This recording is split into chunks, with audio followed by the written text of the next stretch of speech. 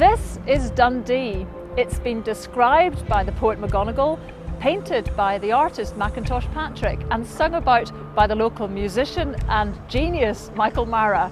It has the biggest number of sunshine hours of any city in Britain. It has the highest number of students per head of the population. It has 2 wind turbines right at its heart, once again unique within Britain. It has a road bridge and a rail bridge, 2 universities and 1 college. What it hasn't had since the 1960s is a waterfront to be proud of. But Dundee Council plan to change all that.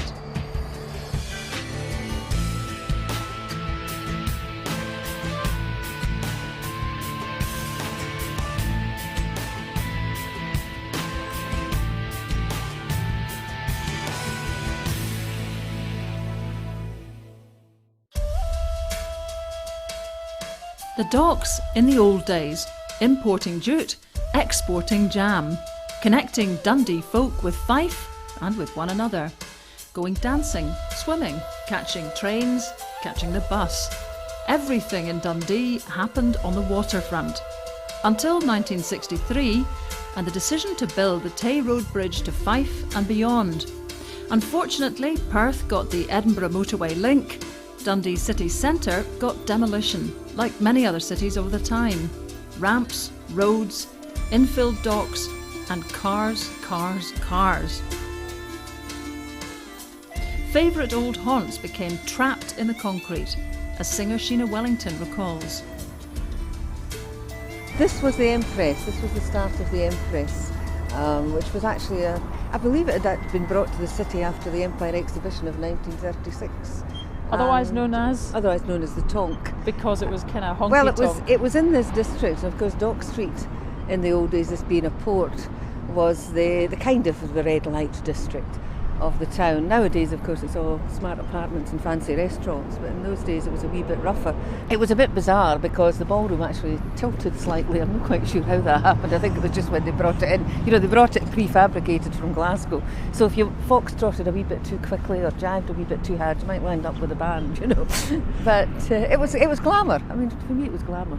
It's not exactly glamour at the moment, the beer garden, is as it's known locally. It's kind of called the Beer Garden. It's sometimes plays host to, or at least it used to before the law changed. It used to play host to what our local newspaper described as the city's outdoor wine drinking community. But it's quite a nice little space. It just seemed to be that it wasn't actually something you wouldn't come and sort of deliberately sit and sun yourself where precipitates for the passing traffic. But it's it's beautifully done though. But that's it. I mean, we're actually surrounded by what at rush hour would just pretty be solid traffic. Solid traffic waiting to pay their tolls to go over the bridge. The traffic, more than anything else, cut the city off from the river, and the river was so important to Dundee people. People used to walk along the esplanade to the Tay Bridge. People came down here for all the exciting things that were happening, like when you were young, the baths, looking at the boats. When you were a bit older, going to the dancing, and getting on your bus just to go home. You could stand waiting for your bus and look across and see things happening. See the water. It wasn't outside the city, the water was in the city. Jim Spence, Dundee-born and based BBC sports presenter, spent his teenage years hopping on and off buses at the back of the Caird Hall. This kind of whole area here was the kind of main bus terminus for the whole of Dundee. You know, you got your bus here for wherever you were going. I was a Kirton boy, one of the schemes at the north end of the city. And on Tuesday nights, you know, when I was kind of heading for 13, 14, I used to get to go out on my own to the dancing, to a place called the Tufty Club at the JM Ballroom. And, you know, that was 7 to 10 for the kids, the wee kids and their hipsters and their floral shirts, which were kind of quite hip at the time. And then after that, no drink allowed, of course, in those days, you know, at my age. You would come down here and you'd jump on your bus with your mates, back to the house, you know. So this played a big integral part in my life, and the memories I've got were right at the back of me. There's a wee milk machine. You could get a half pint of milk, you know, put your sixpence in, get a half pint of milk, leave on the bus, and that was your way home. Memory lanes are never easy to demolish, but the building that grew from the ruins of the docks was an eyesore from day one. It was a bit heartbreaking, really. That's a god-awful building. That is a monstrosity. And the quicker we reassociate with the waterfront, the better, and take monstrosities like this right out of the way. Not every bit of water was infilled though. 4 docks did disappear, but the Victoria dock remained, with the 19th century unicorn, a favourite escape for actor Brian Cox. I used to hit the Kingsway. My sister lived in Craigie, and I used to go on the Kingsway. I wouldn't come through it because I found it painful to look at the town and painful to see what was happening in the town. You know, and I thought it was a plot to make it the biggest car park in Europe at one point, and it nearly was that. Once again, annoyance focused on one building, the Council HQ, Tayside House. That's got to go. No, that's got to go. I mean, that's an eyesore. But the whole point about Shore Terrace was Shore Terrace. It had a relationship to the sea. It doesn't. This is one of the problems that we've got. I haven't seen the new plans, but the fact is that you've got to relate the water to the town, because the water to the town was always related.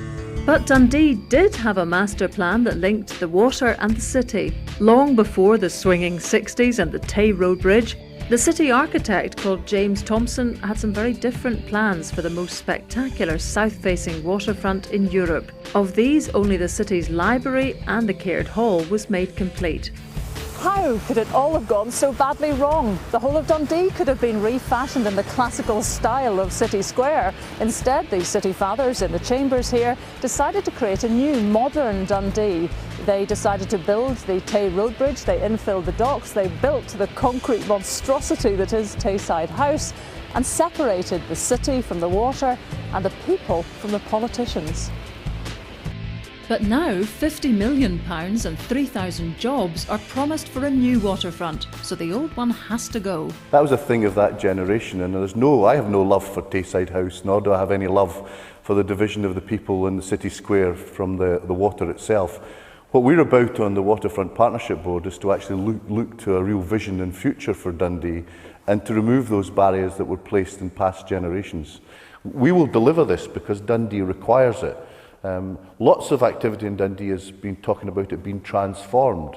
My view about the economy of Dundee, it's on a knife edge, and we're not quite on the right side of that knife edge yet, but the Dundee development, waterfront development, will push us over that knife edge and make us a much more deliverable organisation as a city and also as a community. Will the new waterfront get a vote of confidence from Dundee people? There's big change ahead. This is the dark interior of Tayside House, built in the 1970s to snatch the headquarters of Tayside region from rival Perth. It's a fabulous building. At the top of it, 17 stories with great views. But inside it has its problems. The lifts have outlived their manufacturer, and if the air conditioning breaks down, there's just 2 hours to evacuate the building. We're planning to demolish this at the end of 2009. And that will make a big impact, not just physically on the area, but emotionally in the area as well. It's one of the most hated buildings in the city. But in addition to this building, there are 2 other main buildings from the 1960s and 1970s, which are extremely ugly, which will be coming away as well, which is the Hilton Hotel and the Olympia Leisure Centre as well. The Olympia Leisure Centre will probably be 2010, 2011, and the Hilton, whenever we can agree with them that they get a new building. So there'll be a big change in that respect. The overhead walkways for pedestrians that have dominated the area as well will be coming down. We've already taken one of them down, and the remaining one will come down when the Olympia comes away as well. A very important building within the waterfront is the railway station. You might not appreciate it at the moment because it's quite a very poor quality building, not a great gateway into Dundee. We intend for the station to be completely redeveloped as a really quality building, as a landmark within the waterfront area, and for it to be a pleasant arrival point in Dundee. Can you make that happen? Because you don't own it. We don't own it, but we're working with the owners, Network Rail. We already have consultants working for us, working up ideas for it. Our politicians are committed to seeing improvement in the station, not just for visual reasons, but we actually want there to be more use of the railway network in Dundee.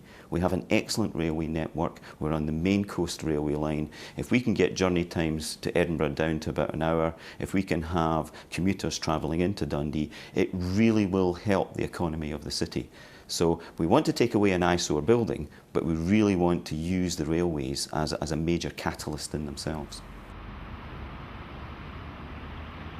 The bridge, as it lands in Dundee, the Tay Road Bridge, has this very expansive sort of mini motorway system, and it completely obstructs connections between the city centre and the river. And we are planning to demolish those and replace them with much more compact ramps that free up a lot of land for new development and to create the connections that we want down to the river. What will take its place is a network, a grid of new streets, a pair of boulevards running east-west through the area, and those will line up with the historic streets of Dundee, which will be extended down to the waterfront, and that will set up a very, very simple gridiron street pattern of new development for housing, offices, leisure, commercial facilities, but as well as that, a major new civic space right at the heart of the waterfront area, which will be a very large green space, larger than a football pitch, for example, with a new area of dock reopened back into the heart of Dundee, and that will be the real focal point immediately at the back of the Caird Hall. A lot of the area of open space we have at the moment is just grass that you can look at and you can't use.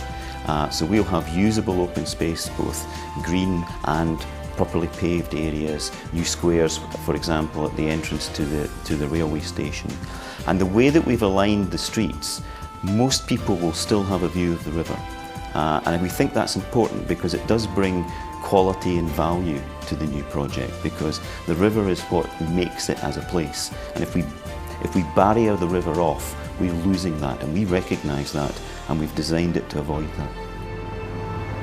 In 10 or 15 years' time, this whole vista should be very different. The ramp will be gone, this should be a tree-lined boulevard, Tayside House will be gone, the concrete will be gone, a new Dundee should be emerging. But can the people trust the politicians to deliver? After all, I'm standing where a famous Victorian arch became infill for this very bridge support. One small bulldozer, one giant step forward for Dundee's ambitious plan. I'm not really interested in the mediocre, and I never have been interested in the mediocre. I never entered politics for things to be mediocre. I've got great aspirations for this particular project, and I want to see it world-renowned, because Dundee deserves that, and it's done a lot of hard work in the last 20 years to transform itself, and this will be the main key to help it move forward. The waterfront is absolutely crucial in us bringing people into Dundee, bringing investment, bringing jobs. Without an attractive waterfront, we're always going to find ourselves in some way held back as a city. It's the one remaining thing we need to do to unleash Dundee's potential. Dundee is about to take its place as one of the world's great waterfront cities. That may sound ambitious, but this time round it could just happen. Artists, gamers, beaches, dolphins, life science, the Maggie Centre and the Beano. Dundee's got a lot going for it, and the waterfront's got a second chance. The city's been reincarnated already. There's loads of good things happening about the town. You know, it's post-industrial, isn't it? I think we are where kind of Glasgow was about 15 years ago. We're a wee bit behind, but we're getting there, and I think it'll be fantastic. Again, you know, I mentioned earlier on, the old Shore Terrace was an area for almost like social extravaganza where people met. If you have something like this, big green spaces and an area which connects with the water, I think it'll be fantastic. Dundee, that very cosmopolitan, continental feel, I think. The people are what make the city, and the people deserve a city worthy of who they are. And because of their endurance, because of their perseverance, because of their resilience, because it's as much a city of survival as it's a city of discovery, I think they deserve a great city.